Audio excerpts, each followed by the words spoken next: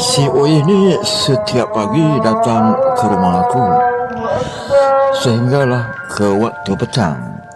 Baru aku perasan apabila setiap petang dia akan menunggu tuannya balik daripada kerja.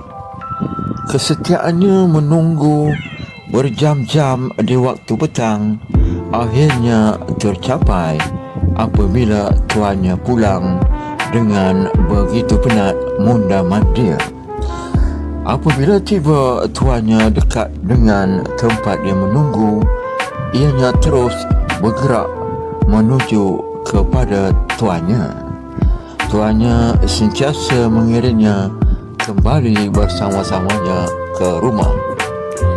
Tetapi apabila di waktu malam, si Oyen datang kembali ke rumah aku kerana dia tidak dapat masuk ke rumah tuannya untuk bermalam bersama-sama.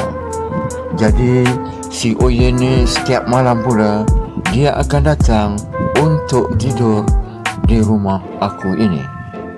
Itulah nasib si Oyen yang tidak diterima oleh tuannya setiap hari, dan ia sering menunggu pemergian dan kepulangannya tuannya di rumahnya bersebelahan dengan rumah aku.